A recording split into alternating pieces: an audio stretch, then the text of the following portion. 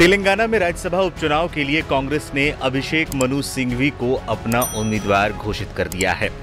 कांग्रेस अध्यक्ष मल्लिकार्जुन खड़गे ने अभिषेक मनु सिंघवी की उम्मीदवारी को मंजूरी दे दी।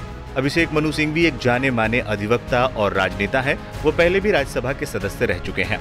बता दें, बीआरएस के राज्यसभा सांसद के रूप में केशव राव ने इस्तीफा दे दिया था, जिसके बाद ये सीट खाली हुई है। वे बीआरएस छोड़कर कांग्रेस में शामिल हो गए थे। अब उपचुनाव में इस खाली सीट पर कांग्रेस की जीत आसान लग रही है।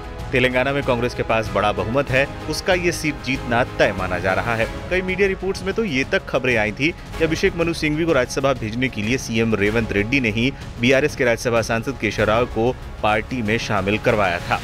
उपचुनाव 3 सितंबर को होना है। अगर कांग्रेस ये सीट जीतती है तो राज्यसभा में उसके सदस्यों की संख्या 27 हो जाएगी। चुनाव के लिए अधिसूचना 14 अगस्त को जारी की जाएगी, जबकि नामांकन दाखिल करने की अंतिम तिथि 21 अगस्त है, जिसकी जांच 22 अगस्त तक की जाएगी। नामांकन वापस लेने की अंतिम तिथि 27 अगस्त है। मतदान के दिन ही मतों की गणना भी की जाएगी। माना जा रहा है कि सिंघवी आसानी से तेलंगाना से जीत हासिल कर सकते हैं। नंबर गेम उनके पक्ष में नजर आ रहा है। हिमाचल में मिली थी सिंघवी को हार। बता दें, इसी साल कांग्रेस ने सिंघवी को हिमाचल प्रदेश से राज्यसभा का उम्मीदवार बनाया था, लेकिन 27 फरवरी को हुए चुनाव में बीजेपी उम्मीदवार हर्ष महाजन को ड्रॉ ऑफ लॉट्स नियम के तहत विजेता घोषित किया गया था। हर्ष और सिंघवी दोनों को 34-34 वोट मिले थे। हिमाचल विधानसभा में कांग्रेस के पास 40 विधायक थे और 3 निर्दलीय विधायकों का भी समर्थन था।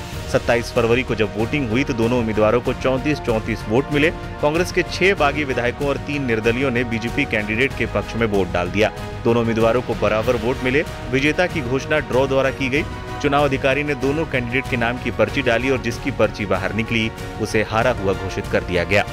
राज्यसभा में क्या है सीटों का गणित? वर्तमान में 229 सदस्यों वाले राज्यसभा में बीजेपी के 87 सांसद हैं।